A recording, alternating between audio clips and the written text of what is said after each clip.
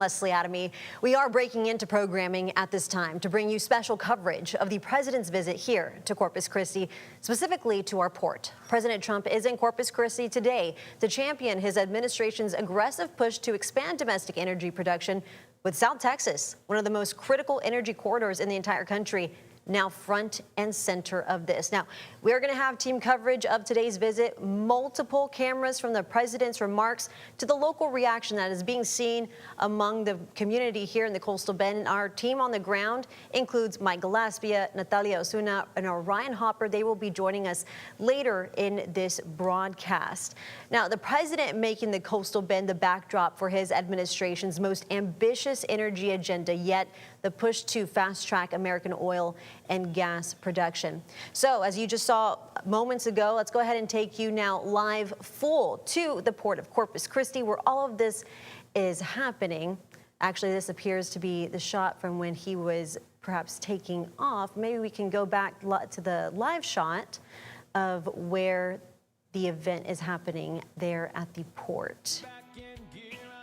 There it is. Okay, so there's the podium where we have seen several politicians already come up and speak. Of course, the ship channel right behind them. Some of the politicians, including Denise Villalobos, Eric Flores, Dustin Burrows, Speaker of the House, and Lieutenant Governor Dan Patrick, as well as Governor Greg Abbott. So looks like there's a pause in the speakers there, and we will be checking back and forth on that shot as folks get up to the podium. At this time, we do want to go to one of our reporters who is out in the field, our Ryan Hopper, who has been pretty much across Corpus Christi today ahead of the president's visit here to the Coastal Bend. Let's go ahead and check in now with him live. Ryan, talk to me. Where are you at? I see Whataburger in your background. Yes, you do, Leslie. Definitely Whataburger in the background. I am off SPID in Old Brownsville Road here in Corpus Christi, just off the highway where President Trump is expected to visit later, which begs the question, what will he order? A patty melt? I don't know. Now, he has been to Whataburger before on stops to Texas, at least 2 times that I could find, though. He does have a propensity for loving fast food, so it may have been more. Now, last we heard, the president is about to land or soon to land at CCIA, and will be heading straight to the port for his speech before returning to this Whataburger. And Leslie, I was down at the port this morning and covering the Trump train over by the water, and I caught up with dozens of the president's supporters at the Trump train, including quite a few families from as far as 2 hours away making the trip.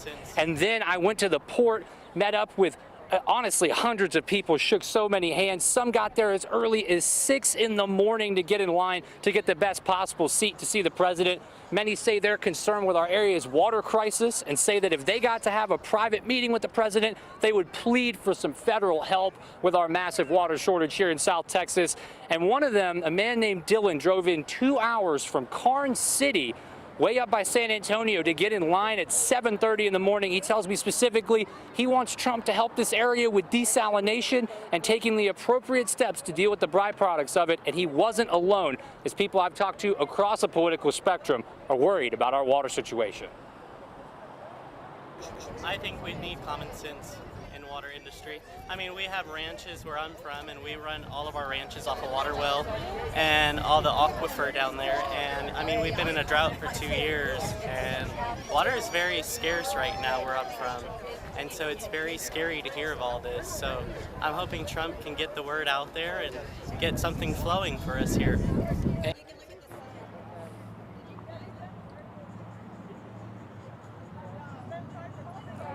Now, one other thing to keep track of is going to be not just what Trump picks on the Whataburger menu, but you're going to want to watch today at the rally if he picks a Senate candidate in the Republican Senate primary for the United States Senate. You have Representative Wesley Hunt, sitting Attorney General Ken Paxton, and the incumbent Senator John Cornyn, who has got a tough primary challenge on his hands. And you know an endorsement from the president could make a big difference in that race, and I'm sure that's what Dr. Bill Chris, who we also have on the program, will talk about later. And with that, Leslie, no Trump here at Whataburger yet. I wish I could go in and get some food myself, frankly, getting a little hungry, but I'm going to send it back to you. All right, Ryan, thank you so much for that report. And we're going to be checking back in with our Ryan Hopper throughout this newscast as we lead up to the 5 and 6 o'clock news. And I know he's on President Watch there at Whataburger, so hopefully the next time we go back to him, he is there. Alrighty, so you kind of saw some different shots of the line in Ryan's report just now. That was earlier this morning outside of the Port of Corpus Christi. This is the crowd inside. Today's crowd's been growing for some time now. The energy, the Sea District as a whole, had been mounting throughout the morning. Both supporters, even protesters alike, making their voices heard. The president in Corpus Christi, and he's bringing his drill, baby, drill policy straight to the coastal bend and talking about what it means for communities across South Texas. But again, this is a live look at that crowd this afternoon there at the Port of Corpus Christi, where the president is preparing to take the podium. Perhaps here, he is scheduled to speak at 3:30, so we will be monitoring that, of course, for you. And the moment he takes the podium, we will be going to that live so that we can all listen and watch together. You see this crowd, it's huge. As you can imagine, a visit like this, of this level, takes a lot of planning and preparations. It was Wednesday of last week we first received word that a high-profile visit could be coming to the coastal bend. Over the days that became more solidified, we got things confirmed at the port where this is. We're talking days worth of logistics. We caught up with DPS Sergeant Rob Mallory to ask him what a visit of this nature takes from a security and safety standpoint. The president's visit has been the talk of Corpus for the past week, but I feel like the same message I always share with everyone still applies: is we need folks to pay attention. We're on the roadway because there may be road closures, there may be detours. Our job is out there to provide public safety to the general public here in the Corpus Christi area. That's for residents and visitors as well, and so we'll continue to do that this weekend throughout President Trump's visit to our city. And if you have been out on the roads today, you likely saw a lot of traffic on this Friday, but perhaps even an increase in law enforcement with a visit high profile as this. Again, the president expected to take the stage in about 15 minutes at 3:30. And after today's speech, the president will be sitting down one-on-one with our Mike Gillespie for an exclusive interview where we are expected to hear him speak on anything from energy, the energy agenda, our water crisis here in Texas, and of course, given our proximity to the border, immigration. Once that is available, again, we will be taking that live. But we do want to go ahead and bring in now Dr. Bill Chris. We always love having you join us during high election night, politicians in town. So thank you so much for being here. What are you keeping an eye and an ear out for during this speech? Well, you mentioned election, and we have primary elections coming up. Election day is on Tuesday, as you know. And politicians do politics, so they can talk about policy, but the real reason why they fly around and do stuff, it usually has some political content to it. And right now, the Republican Party is in trouble in Texas based on the voting patterns that we're seeing from early voting. So far, depending on who you believe, there have been 80 to 100,000 more votes cast in the Democratic primary than in the Republican primary, even though there's a very hotly contested U.S. Senate primary between Ken Paxton, the Attorney General, and John Cornyn, the sitting United States Senator. So who are there today? Who are everybody? Everybody's here. Yeah, there's a vapor trail of politicians that follow behind Air Force One wherever it goes. So everybody who's anybody on the Republican side is going to want to get up there and say something or get a picture taken with President Trump, because in the Republican primary, President Trump's endorsement is still a huge thing. And one of the reasons you're going to see all the Senate candidates on the Republican side here is because they're still jockeying to see if they can get some kind of last-minute endorsement from President Trump in the primary. And of course, we had the Energy Secretary Energy Secretary here in Corpus Christi, actually in Gregory at Chenier yesterday for that visit, and then in Portland today at a gas station this morning. And of course, with this event taking here at the port, which again, here's a live look. For folks who work, on the rigs at the port, in the refineries, what could come out of today's remarks that directly affects them? It's unclear to me what the president could do that would in some way affect local jobs in the oil and gas industry. The thing that drives oil and gas production is the price of a barrel of oil, the price of crude oil. And there's a sweet spot for that price, and there are indirect measures that the Congress and the president can take to affect that price level. But if the price gets too low, you can say drill, baby, drill all you want. There's not going to be any drilling. And if the price gets too high, then you have demand problems, and that can also cause problems it's not sustainable for the oil and gas industry. So on the other hand, the president, the current administration, doesn't seem to really feel like it needs congressional approval to spend money or even to collect money. And so President Trump's got some discretionary funds that he's taken from other programs, or that the tariffs have brought in, or that the Venezuelan oil has brought in, that the president's maintaining control over. And so, maybe he's going to announce some big subsidy or something to the Port of Corpus Christi or the oil and gas industry that will essentially be the government spending tax dollars to spur the industry. Of course, as you mentioned earlier, it's unclear how much good any of that will do if we don't get any water in Corpus Christi. And that is something that I am really hoping these interviews, as you know, they go by so fast, and we're only allotted so much time, but that is something I know many folks here in the Coastal Bend are really hoping he hones in on. I think it was yesterday or 2 days ago that we got the chance to speak with Adam Hinojosa, and he even also was, I hope we get to hear the president touch on our critical water situation here, not just in South Texas, but in Texas. And you mentioned something just a few moments ago that was what I was going to ask, if there's any big announcements that you think he will be a special or surprise that maybe we may not see coming. I don't think we're going to, I guess the answer is I don't know. If I had to bet, I think what you're going to get is you're going to get some kind of political promises that don't amount to a specific program. So you'll get something like, we're going to do this, and it's going to be beautiful. But in terms of this is what we're going to do, specific program, X amount of dollars, this is who's going to run it. Even if they're thinking about that, I don't think they're ready to announce something like that yet. But we could be surprised. We could say, maybe the president's got something up his sleeve. He's gonna buy us a desal plant or something with federal dollars. Who knows? Because the situation here, again, I think is fundamentally political. With the redistricting that happened, what some people are calling gerrymandering, that happened just recently, where the Republicans decided they're going to try to pick up some extra congressional seats in Texas, caused them to redraw these map lines.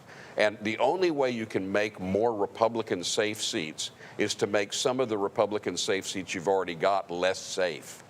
And that could easily backfire. And if the statistics that we're seeing about early voting are accurate, and I have no reason to think they're not, I think the national Republican establishment has decided, man, we're really bleeding Hispanic voters. We're really bleeding young voters, the voters who essentially put us over the top in 2024. And we need to do something to try to get those people back.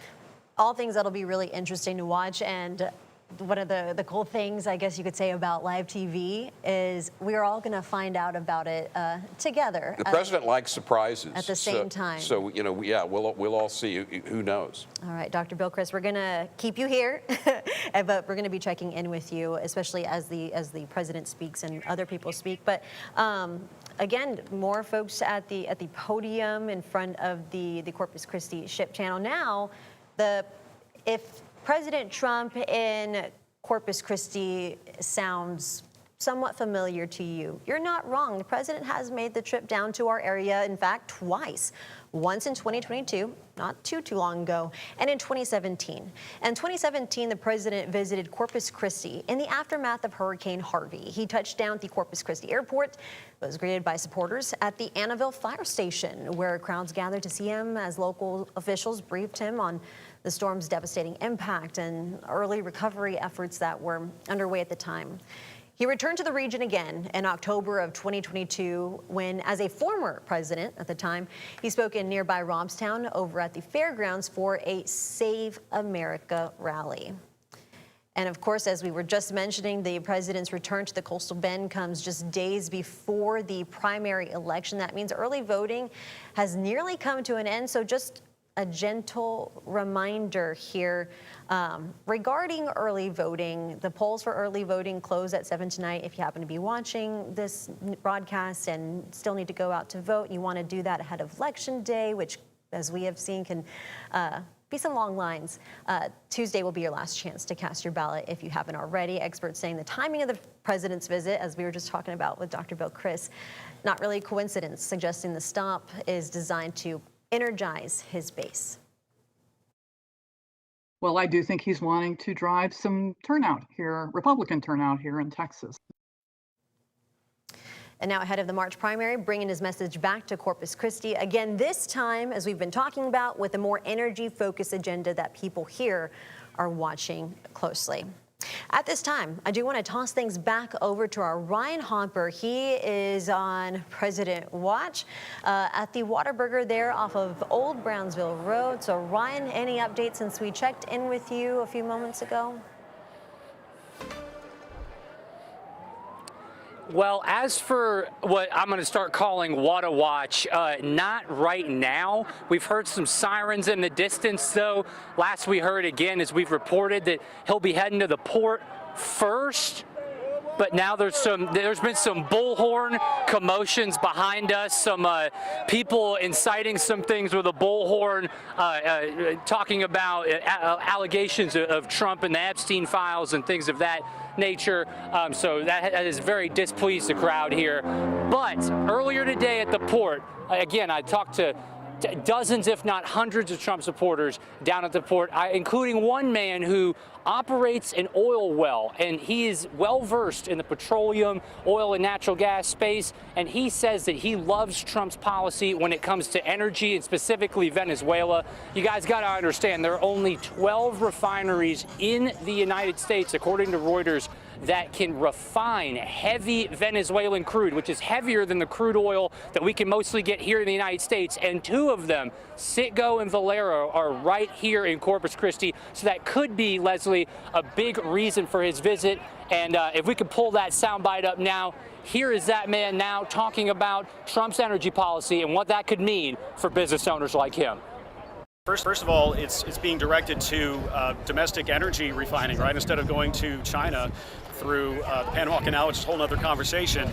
Absolutely, you tool up these refineries, which cost billions of dollars, and if you don't have the product to actually refine, it puts everybody under massive strain, right? It's going to help lower energy costs, gasoline, diesel, all of those things. It's huge. You need to keep the refineries in business, and plus, just location-wise, we're very close to Venezuela, and looking forward to a great partnership with a great country.